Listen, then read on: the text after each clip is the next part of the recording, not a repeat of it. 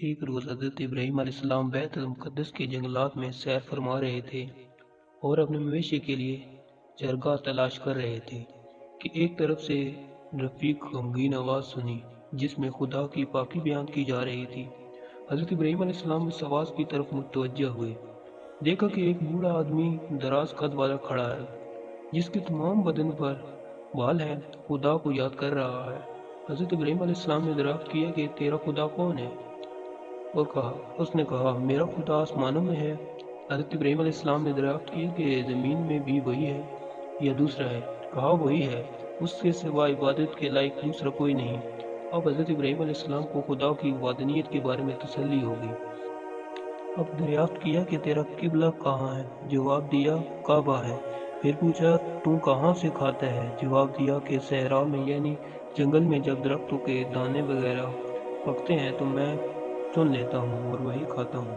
فرمایا کہ تیرا اہل و عیال اور خدمتگار وغیرہ کوئی ہے، اس نے جواب دیا کوئی نہیں۔ دریافت کیا تیرا گھر کہاں ہے، جواب دیا سردیوں میں ایک غار میں چلا جاتا ہوں۔ فرمایا چل وہ غار دکھا کہ تیرا قبلہ دیکھوں، جواب دیا کہ اس غار میں ایک گہرا چشمہ ہے کہ آدمی اس سے گزر نہیں سکتا۔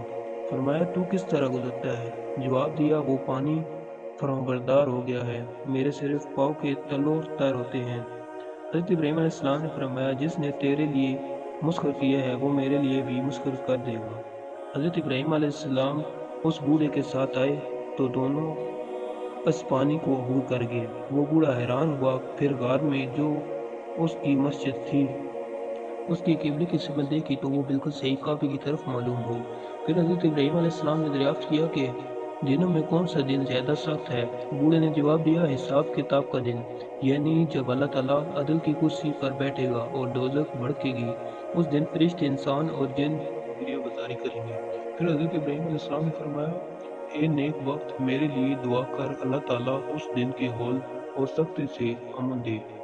بوڑھے نے کہا میری دعا قبول نہیں ہوتی، 3 سال سے ایک دعا کر رہا ہوں، آج تک نہیں قبول ہوئی۔ حضرت ابراہیم علیہ السلام نے فرمایا وہ کیسی دعا ہے، جواب دیا کہ جہاں پر آپ سے ملاقات ہوئی وہاں ایک دن میں کھڑا تھا کہ ایک جوان مویشی چرا رہا تھا۔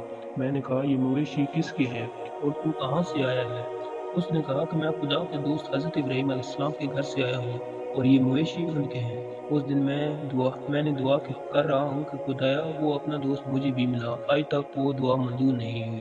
حضرت ابراہیم علیہ السلام نے فرمایا وہ دعا آج منظور ہو گئی ہے، میں ہی ابراہیم ہوں۔ حضرت ابراہیم علیہ السلام نے اس بوڑھے کی طرف کھینچ کر معانقہ کیا۔ پھر اللہ تعالیٰ نے فرمایا بے شک میں تجھے لوگوں کے لیے پیشوا بناتا ہوں۔